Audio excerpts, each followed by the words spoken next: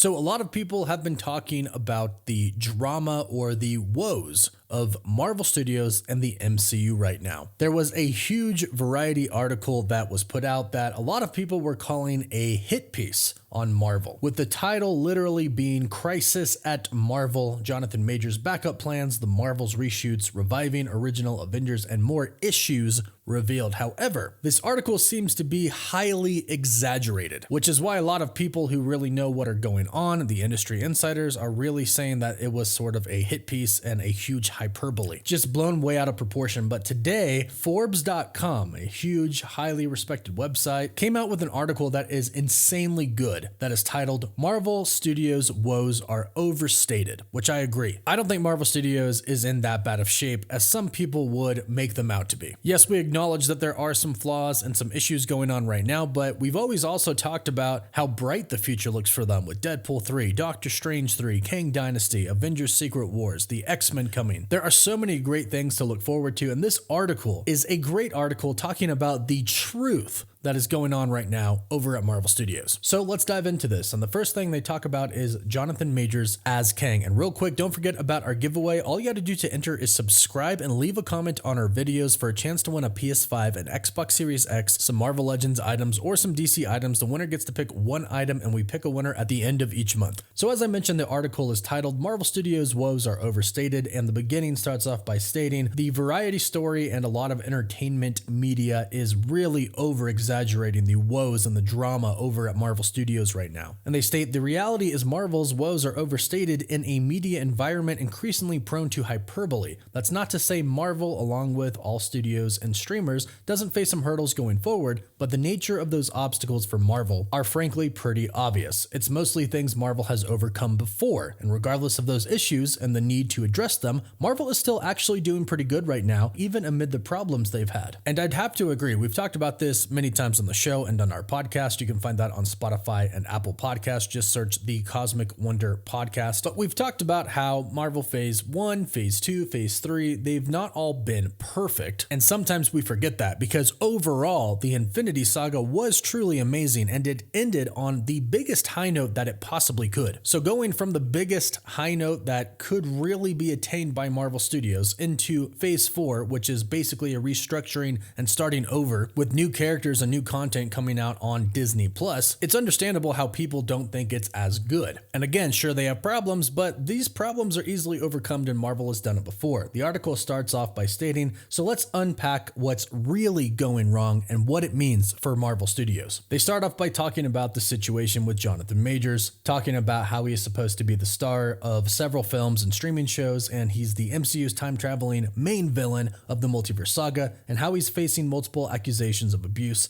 and is scheduled to stand trial for one recent case, as we all know. But like I've been stating for a while, Forbes simplifies this and makes it seem pretty easy. And I would have to agree, this situation is a poor situation. It really is. It's bad for Jonathan Majors, and if he is guilty, it's horrible for the people that he abused. But as far as Marvel Studios is concerned, it's actually kind of easy. They state, so yes, Marvel has the choice to recast Kang. Lucky for Marvel, the character literally exists across a near infinite number of alternate realities where he takes different forms and changes appearances. Likewise, Marvel has had to recast characters in the past, just like lots of other franchises or TV streaming series. This isn't brain surgery, and the framing of this issue as something that could sink Marvel's whole future plans is frankly nonsense. And I would have to agree because it's pretty simple. They could simply just recast Jonathan Majors. It's not that hard. We already know about variants in the MCU and some can look different. Or if they want to get rid of Kang altogether, again, there were talks of bringing Doctor Doom in, which would work equally as well, I think. I would prefer for the whole multiverse story to stay the same and them keep Kang, but the main point here is that this isn't really that big of an issue. We've been talking about Jonathan Majors possibly being recast for a while now, and that's a simple solution. It sucks, don't get me wrong, the whole problem that has arisen because of this sucks, but by no means is this going to be the end or contribute to the end of Marvel Studios when they could simply recast the character. And the article goes on to talk about so many different characters that could play the role. They mention John Boyega, and they even have a pretty good idea, they say, or maybe Denzel Washington as an iteration of Kang who sat out in the infighting and collective efforts of the rest of the Kangs and grew older and wiser as he made his plans to take over, which honestly I'd kind of like to see. The point being, there are many different ways to get past this problem. There are many different actors that they could use to recast, and this really isn't a huge problem for Marvel Studios overall. And the next part is really interesting. They go into the finances about everything, the box office records, and they break it all down and compare it to numbers of the past, and it's quite interesting when you look at it, and may not be exactly as bad as you expect it to be. We'll break down these numbers, but first, big thank you to Highland Titles for sponsoring this video. Before we leap back into the world of superpowers, I've got something truly extraordinary for our noble listeners. Imagine that you, yes you, can become a lord or lady for just $30. Buying a plot of land from highlandtitles.com will allow you to make use of a Scottish tradition in which landowners are given a courtesy title. With more than 15,000 five-star reviews, the Highland Titles gift pack is an incredibly popular gift, and the Highland Titles app, available from the app and Play stores, is a new addition that allows you to explore a 3D replica of the land. Choose the location of your plot and decorate it using augmented reality. Embrace the majesty, as every purchase helps to conserve the awe-inspiring, heroic beauty of the Scottish wilderness. You can soar into the world of nobility, my friends, by visiting highlandtitles.com and become a lord or lady today. Use the discount code COSMIC to receive 25% off your order. That's highlandtitles.com and use code COSMIC. So the next part they say, so let's look at the financials now. Since a central claim to the Marvel is in trouble narrative is that the studio is struggling at the box office while streaming is an unpopular mess. And this really puts things into perspective for you. At the box office, it's true Marvel hit a high point with its back-to-back releases of the conclusion to the Infinity Saga, Avengers Infinity War and Avengers Endgame. They state that $2.79 billion from Endgame and $2 billion from Infinity War elevated the final global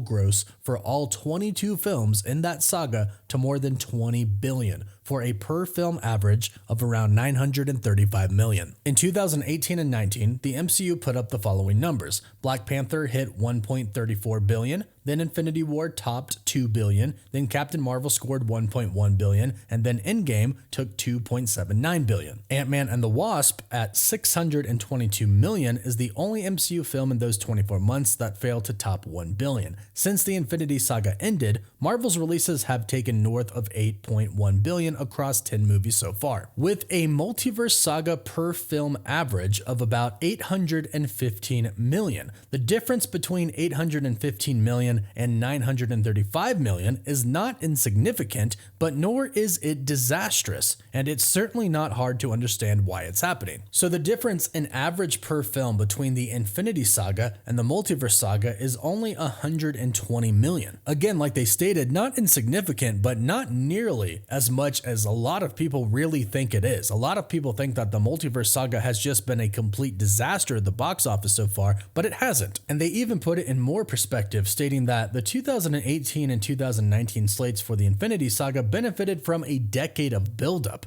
and it was those last 4 out of 5 total blockbusters topping $1 to $2 billion each that provided the final heft and resulted in an even higher per film average. It's basically stating that those films right before Infinity War and Endgame and in between, Black Panther, Captain Marvel, and then Infinity War and Endgame itself, were all sort of the build-up and ending to the Infinity Saga, so of course they're going to perform a lot better than the other movies. And these movies earning so much bumped up that average per film. And we are only in the first half of the Multiverse Saga to date, and we haven't had a single Avengers movie in this new saga yet. So of course our per film average for the Multiverse Saga is going to be lower right now. However, as they introduce the bigger films and the Avengers films, that per film number is going to go up, and that 120 difference is going to decrease. Basically what they're stating in this article is the box office really isn't a huge issue right now. Yes, some movies have underperformed in phase 4 and phase 5, but we still have another half of the entire saga to go through, and those include movies like Deadpool, The Fantastic Four, and 2 Avengers films, all of which should perform really well. And then of course they finished by stating, of course you have to tie in COVID-19, which is true, it has definitely affected things. But they go on to say that the makeup of the top 10 movies this year looks like this. Barbie, the Super Mario Bros. Movie, Oppenheimer, Guardians of the Galaxy Volume 3,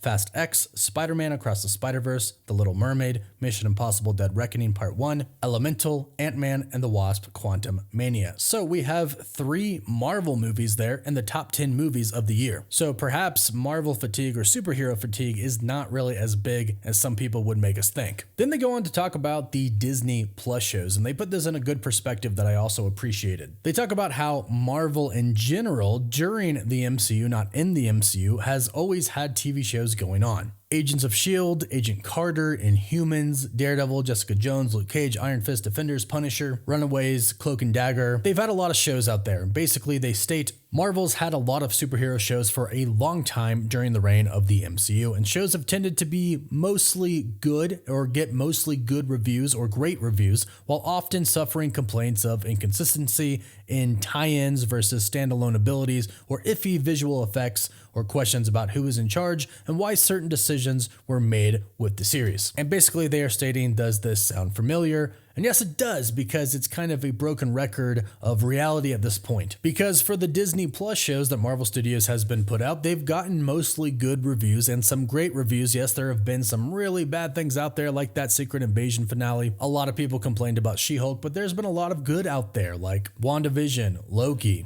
Season 2, Miss Marvel, Werewolf by Night. There's a lot of good out there. But also at the same time, there are pretty serious issues that need solutions, like the budgets are too high. They're discovering that it's not sustainable to spend $20 million or more per episode with rushed production schedules and unreasonable demands on the VFX workers, combined with my personal opinion here with bad scripts. Those are the biggest options. They can't afford to spend so much money, they can't rush it, and they have to simply write good stories. And the best part is all of these things are incredibly doable. They can be fixed. And overall, if you take a look at all these shows, they're working pretty well so far. They haven't all been absolute grand slams. They haven't all knocked it out of the park, but overall, it's good. And Forbes states that basically the truth is more boring than doomsaying, which is why people don't want to talk about the actual truth a lot and simply say, oh, everything's in crisis, everything is failing, and what is Marvel going to do to fix this absolutely terrible mess that they're in right now? When the truth is, it's really not that hard with Marvel moving forward. They state in the Forbes article, Marvel will recast Kang.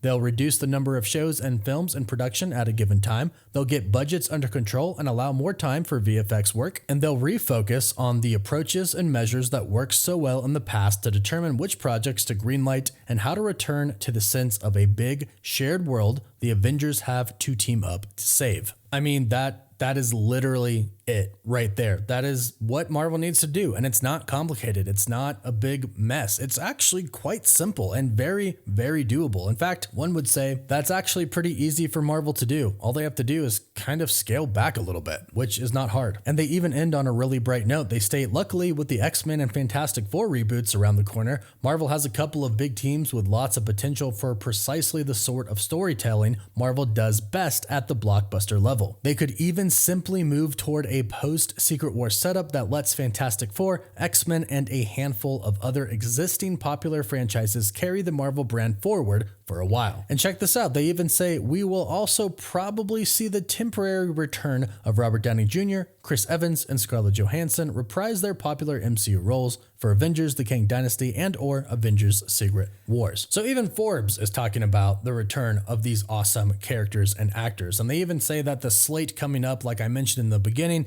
Deadpool 3, the Fantastic Four, the Avengers films, Captain America: Brave New World, these are all really big movies that are likely to be blockbuster hits, which I agree. So Marvel Studios is not really in that big of trouble right now. Things aren't exactly as big of a mess over there that a lot of people would have us think, which is great news. And I would have to agree. And like they said, the solution is pretty simple. Recast Kang, get the budgets under control, and get more time for the VFX work. Scale back and do what you did before to make everything return to the sense of a big shared world that the Avengers have to team up to save. There it is. That's the solution. But let me know what you think about all of this in the comments down below. Do you agree with this? Do you not? Let us know. Don't forget to like the video and subscribe so you can stay up to date on all the latest Marvel and MCU news. You can find us on Instagram and Twitter. And as always, thank you all so much for watching. Woof woof.